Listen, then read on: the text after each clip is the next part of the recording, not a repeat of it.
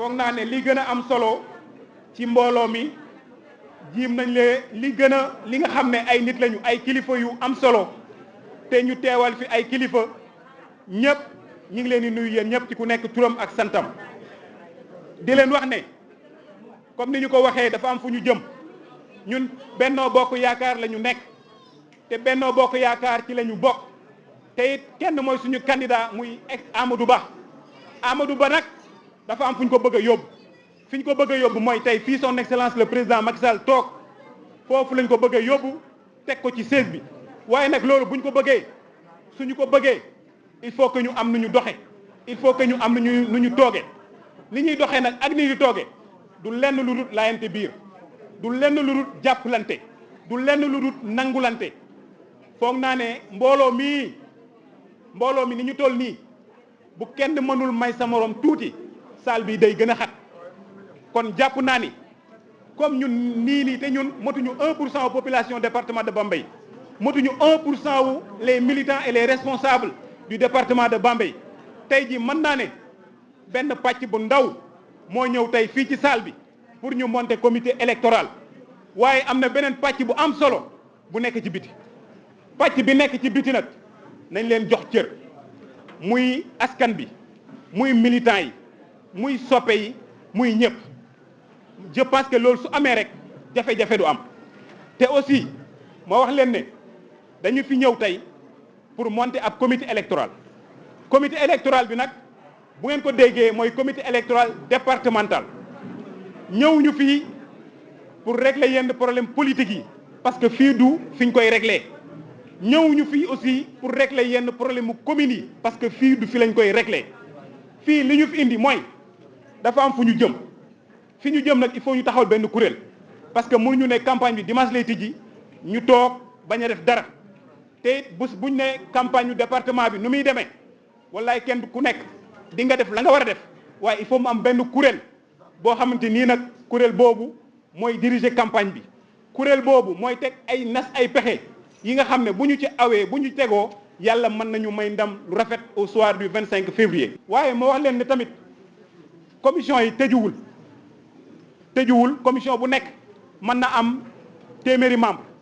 mën na am 1000 membres waaye aussi tamit commission yi ñu fi lim am na yeneen commission yoo xam te nii mais pour ñu am organisation bu baax parce que organisation plus muy taaweeku plus muy gën a am problème ñu am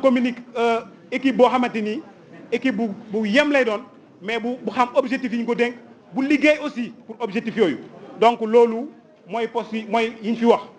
maintenant dafa am fu ñu jëm muy poste yi ñu fi lim fii il faut que poste bu nekk ñu teg fa nit ñun nag Benno Bokk Yaakaar la ñu nekk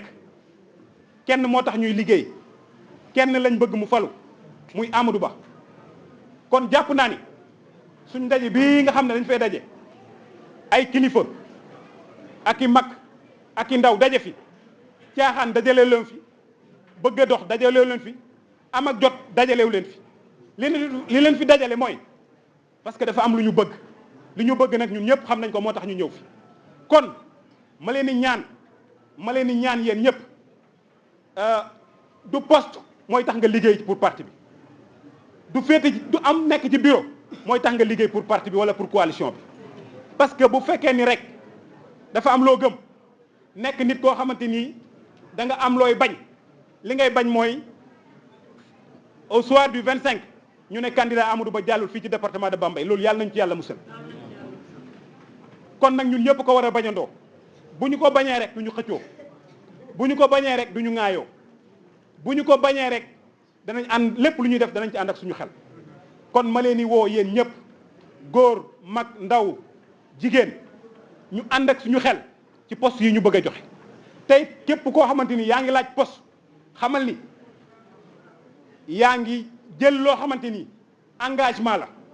ci kanamu ay nawle ci kanamu góor ñi mais ci kanamu aussi militant ak responsable bu yu Benno Bokk Yaakaar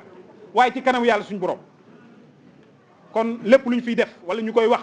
nañu xoolaat bu baax nañu xoolaat bu baax li nga xam ne loolu la ñuy laaj kon li may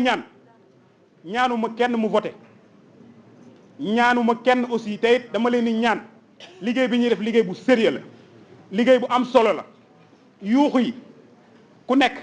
am nga koo bëgg ku nekk am na ki nga xam ne bu ñu tuddee turam doo mën a téye sa bopp waaye dama leen di ñaan rek ñaan ko responsable yi ñaan leen ko yéen militants yi liggéey bi ñu démarré ko ci nu mu gën a gaawee man ko àggale aussi ci nu mu gën a rafetee ba bu ñu paree képp ko am loo xamante ni bëgg nga ko wax micro bi dina tijjeeku te bu soobee yàlla ñun dinañ toog noté ba luñ fi mën di dégg dinañ ko yóbbu kon bëgguñu élection poste yëpp dama bëgg ñu def ko de façon consensuelle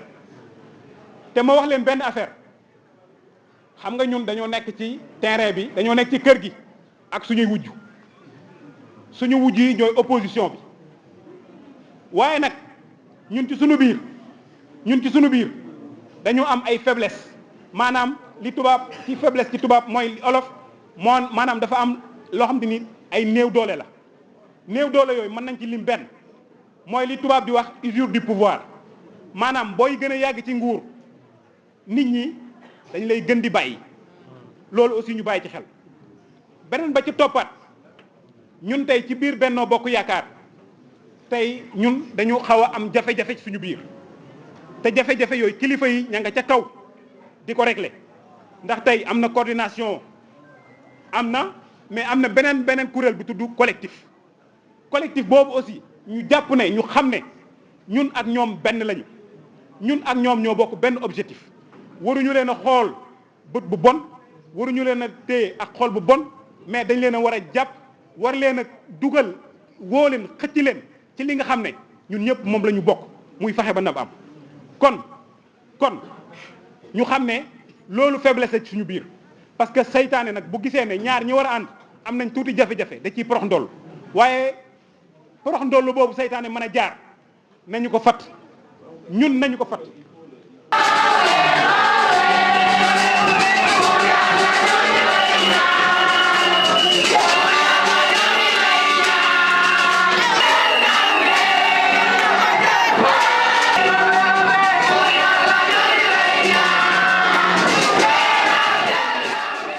bismillahi rahmaani rahim damay dolli sant yàlla bi ay kilifa yu mot kilifa muy le ministre Mongom muy le président du conseil départemental de Bambey honorable Babacar Ndiaye mii toog le maire de Bambey mii toog le maire de Ndongo Faye Assane Dia le maire de Bambey Ndongo Faye mii toog le maire de Gawane Gana Mbaye ancien maire de Bambey le maire de Dingiraay le responsable APR de Baba Garage l'allié Baye Moustapha Ndeye Marème responsable départemental des femmes Abdou Aziz Dia Babacar Thiaw responsable communal de Benno Bokk Yaakaar au niveau de Ngogom maire Adam Mbaye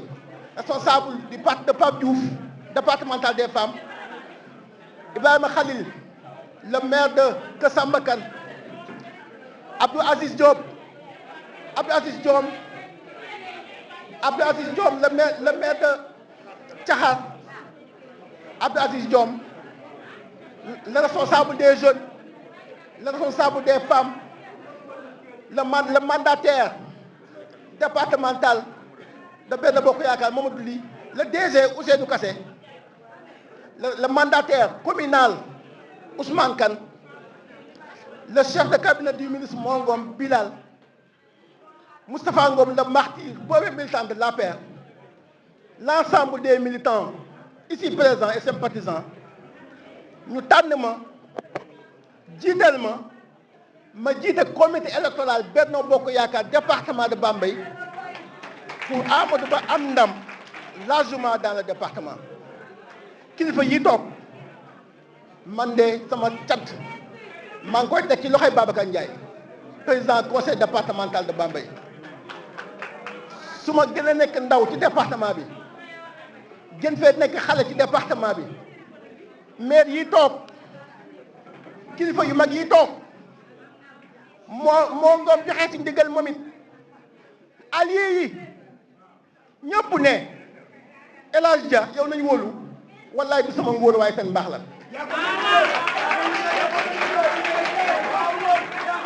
Macky Sall na xelam dal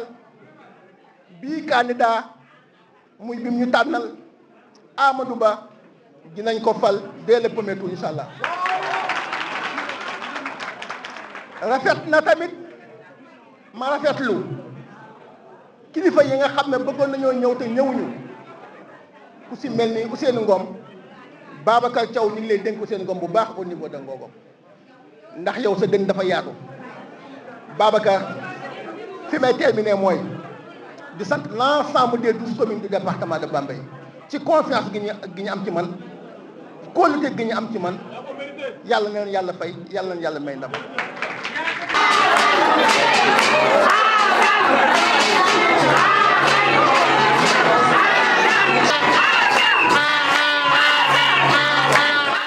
À l'ambassadeur itinérant qui vient d'être nommé coordinateur départemental du comité électoral. bu ma tuddee El Hadj coordinateur tudd naa bureau bi yëpp donc maa ngi nuyu bu baax les sages les alliés tous les responsables et sympathisants ci seen liggéey bu rafet bi ñu def tey fii ci Bambey ci centre des handicapés vraiment Babacar wax na lépp di wax na nag liggéey bi jeunesse bi la ak les femmes parce que jigéen ñi ñoo yor liggéey bi jeunesse bi aussi ñoo yor liggéey bi li Babacar wax rek laay waxaat nañu moytu caravane yi mbumbaay bi nañ ko moytu tuuti ñu dox dem ci nit ñi waxtaan ak ñoom feeñal réalisation du chef de l'État wax ne continuité boobu moo tax ñu bëgg a fal Amadou Ba kon loolu il faut nit ñi comprendre ko pour mën a nangu pour électorat bi xam ne li ngeen di wax seen njariñ la ëllëg ndax da ngeen a bëgg lii président sumb ba mu egsi fii nga xam ne benn président ci Sénégal mosu ko def Amadou Ba yeggale ko loolu moo waral ñuy xas suñu tàkk tubéy pour fal ko le 25 février 2024. kon maa ngi invité ñëpp tous les responsables et sympathisants ñu joxante loxo liggéey yaatal dënn yi waxtaan te bàyyi xiiroo beeg ngaayoo bi parce que benn objectif lañu am dénominateur commun kenn la muy le président Amadou Ba moom la ñuy faluñu ñaari président kooku rek la ñuy fal kon ñun ñëpp ñoo bokk fi ñuy sottee tous les chemins mènent vers Rome kon nag nañ leen joxante loxo parce que ne liggéey le soir du 25 ñu jox ndab li Amadou Ba loolu laa amoon lu may wax di sant ñëpp di gërëm ñëpp wa salaam merci. su ma juumut képp kuy kilifa ba ci allié yi ñëpp ñoo bokk ndey bokk baay tànn ma jiite comité électoral départemental de Bambey bu Benno Bokk Yaakaar loolu nag soo ko gisee nekk ko sama njàmbaar waaye kóolute yi maire yi taxaw am ci man li président conseil départemental Bambey bii am ci man li Ousseynou Kassé DG am ci man li ministre Mor Ngom ak kilifa yi ngànk département bi am ci man dina tax ma gën a ñoŋal sama taxawaay dina tax ma gën a góorgóorlu ci sama doxalin fédéré doomu département bi yëpp ñi fi nekk ak ñi nekk bitim réew ñu am benn carte ba nga xam ne au soir du 25 février 2024 dañ koy sottil sumbal ko notre candidat Amadou Ba lii nag sax na ci ñun du ñu bodd kenn dinañ seeti ñëpp ci 12 communes ñëpp waxtaan ak ñëpp ànd seeg maire yu baax yi taxaw ànd seeg président conseil départemental ba candidat bii nga xam ne c'est le meilleur candidat mooy candidat bi am programme bu baax bi mooy candidat pour la continuité mooy candidat pour jàmmi réew mi ak tawfeexu réew mi ak ñoŋal koom-koomu réew mi muy Amadou Ba ba yàlla may ko ndam maa ngi gërëm département de Bambey maa ngi gërëm tous les maires yi nga xam ne ñoo taxaw ak président conseil départemental responsable des jeunes des femmes ñii nga xam ne ñoo am ci man confiance ñoo ma wóolu maa ngi leen di sant bu baax a baax a baax. léegi ñu bëggoon la laaj rek ci xaajaloo bi am ngir coalition Benno Bokk Yaakaar fii ci Bambey naka ngeen ko jàngat. li mën naa la juróom-ñetti maire yi teew département bi juróom-ñetti maire teew nañ yeneen ñetti maire yi nga xam ne teewuñu seen i action teew nañ yenn yi seen responsable yi parti bi foofu teew nañ responsable départemental des femmes teew na président conseil départemental teew na le ministre Mor Ngom joxe na si ndigalam ñii nga xam ne ñoo ŋànk département bi suñu ma jiitalee li ma war mooy seeti doomu Bambey yëpp quartier en quartier maison en maison village en village amoo en amont naa dugg fépp ànd ak góor yu baax yii ba Amadou Ba am ndam fii ci Sénégal. ñuy wax naan laam-laamee seen diggante ak parti démocratique sénégalais mais fexe bi ngeen di dugal assemblée mooy doxal élection yi loolu ñun li ñu nekk gis nga ko aujourd'hui des milliers de Bambeyouis des milliers de filles et fils de Bambey se sont mobilisés ñëpp nekk benn say topp ci ginnaaw notre candidat Amadou Ba ñu dañoo jàpp ne Amadou Ba élection yi dimanche lay tàmbale dañoo jàpp ne bu ñu demee Amadou Ba mooy am ndam foofu laa mën a yem lay xaw Ndakaaru nekk mënu ma ko fee lijjanti la may lijjanti mooy ci Bambey gii ànd ak kilifa yu mag yii pare nañ pour gagner Amadou Ba merci beaucoup. L'organisation n'est rien d'autre que le comité électoral. Et le comité électoral au niveau des communes, on a procédé à l'installation de plusieurs comités électoraux. Maintenant aujourd'hui c'était le tour du département de Bambey.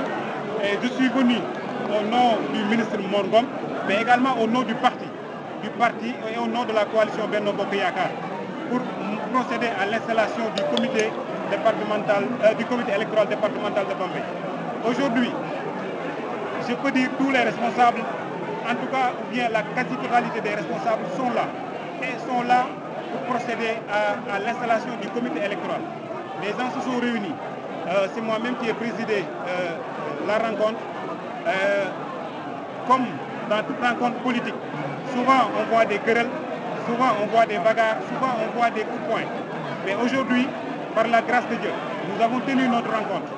sans violence, sans bagarre, sans coups de poing. Et tous les postes ont été donnés sans vraiment de problème. Du poste du coordinateur jusqu'au dernier poste. Tous les postes ont été donnés à l'unanimité et de façon consensuelle. Et pourquoi vous avez jeté votre dévolu sur El Hadj? En fait, c'est pas une question de jeter le dévolu sur El Hadj Abdoulaye Dia, mais El Hadj Abdoulaye Dia, c'est un responsable du département de Bambey. C'est quelqu'un qui se donne toujours quand même pour le fonctionnement du parti au niveau du département de Bambey. Donc si tous les responsables du département sont là, et puis lui, il dit qu'il veut diriger le comité. Il y avait un autre, mais du nom d'Ousmane Kane. Mais après discussion, Ousmane a préféré se mettre derrière El Hadj Abdoulaye Dia pour diriger les destinées de ce comité électoral. Parce que quand même, il prend ses moyens personnels en dehors des moyens du parti. Il le met dans les élections quand même pour qu'on gagne, quel que soit Alpha, pour qu'on gagne. Je pense que c'est un homme qui mérite le poste et c'est un homme aussi qui peut bien gérer ce poste. Et la division qui mine votre coalition? En fait, moi je ne parle pas de division parce que nous sommes en politique. Nous sommes en politique et qui dit politique dit tendance. Qui dit politique dit des intérêts divergents.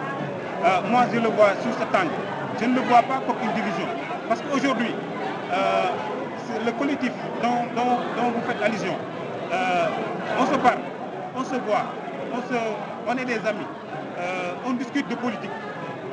et on partage le même objectif, c'est-à-dire élire le président Amadou Ba au soir du 25 février. Donc moi je pense que ce n'est pas une division, mais plutôt ce qu'on voit naturellement en politique, des questions de tendance ou bien des intérêts qui ne sont pas convergents. Les manœuvres entre l'APR, la mouvance présidentielle et le Parti démocratique sénégalais, l'opposition vous accuse de vouloir reporter cette élection. En tout cas, nous, d'après ce qu'on vient de faire, ça prouve que nous sommes prêts pour aller aux élections. Peut-être nous ne sommes pas dans le secret des dieux. Peut-être pour imaginer ce que peut-être la presse, ou bien ce que les observateurs, ou bien ce que la population disent de l'affaire ou du PDS ou de Benno ou de la coalition Wallu. Mais nous, ce que nous savons, nous sommes prêts à aller aux élections et nous espérons et nous prions au bon Dieu au soir du 25 février que le bon Dieu donne victoire à notre candidat dès le premier tour. Monsieur le Président, nous vous remercions. Merci beaucoup.